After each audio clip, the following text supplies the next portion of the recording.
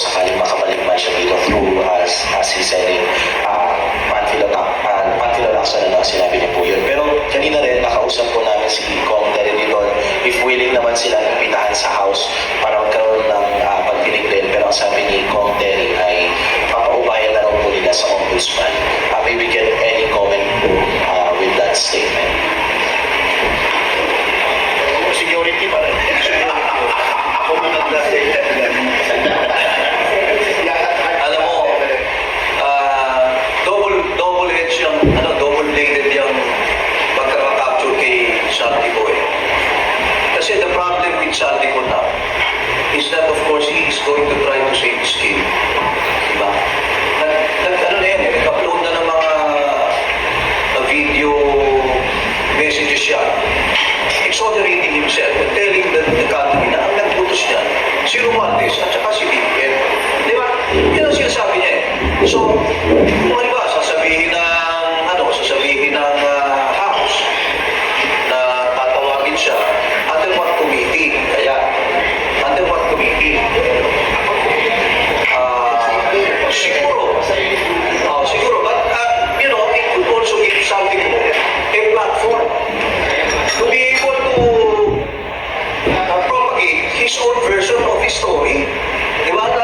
Na kasalanan dito, inutusan lang ako ni Romualdez. At saka, syempre, to add more leverage to his bargaining position, isasakutan niya si BBM. Sasabihin niya, kasama yung presidente dito, get the person on top. Di ba? Kaya medyo, you have to be also a little bit worried about Saldico. I am personally happy that Saldico is finally caught. Kasi he must be brought here, not for the purpose of listening to what he has to say. Kasi polluted na yan eh. But for the purpose of him answering to accountability. To be able to suffer the penalties for the blunder that he has done. Siya ang chairman ng Appropriations Committee. Hindi mangyayari lahat yung mga nakawa na ginawa nila sa flood control projects without the indispensable participation of Saldico. So Saldico must face the country now. And if he has any conscience left, total, delikado naman ang buhay niya, sabihin na lang niya yung totoo. Sabihin niya lahat ang totoo. Huwag niya dagdagan, huwag niya bawasan, sabihin niya lahat ang totoo. I hope he will do that.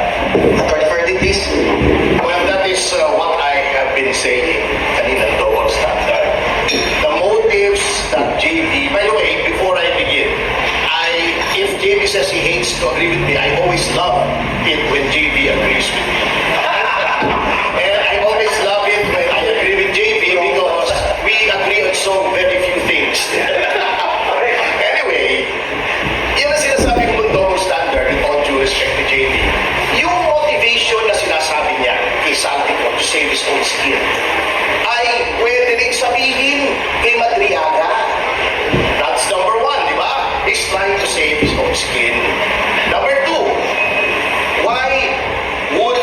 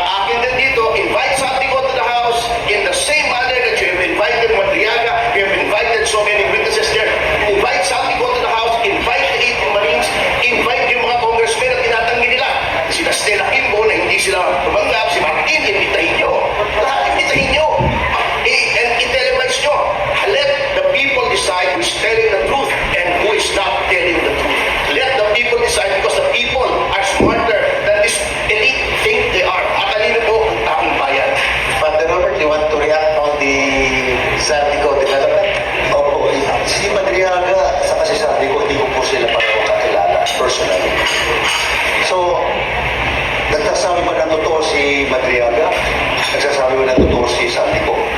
Ngayon, pag kinuha sa isang forum katulad yan sa Kongreso, there's so much pressure on the person who is standing at the witness stand, who is in the witness stand, to save his neck.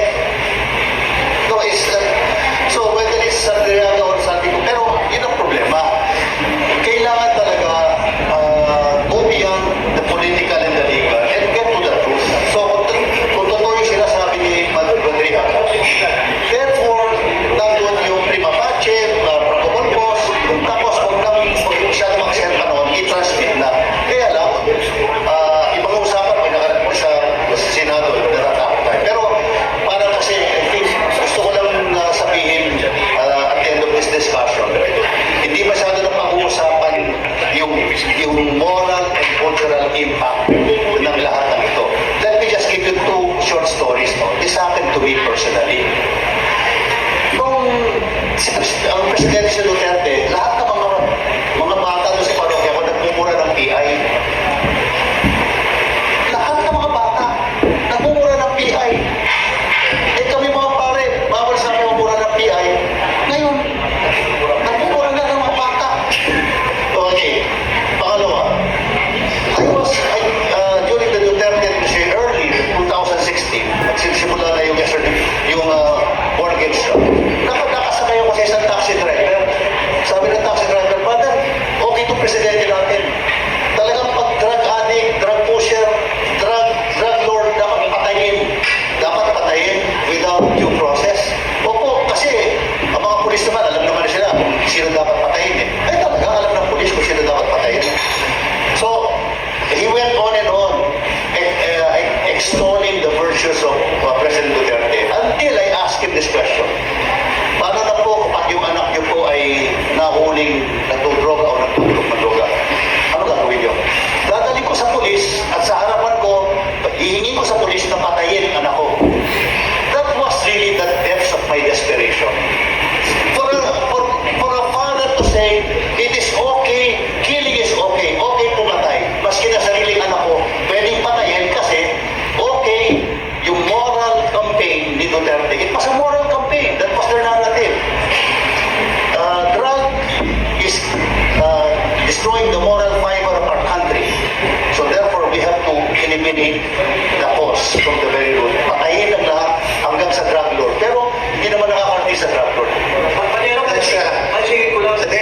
We have two more questions from media. Okay, kasi yung kay Santico, meron nga palang technical problem. Kasi Santico has a warrant of arrest from the Sandigan Bayan. So,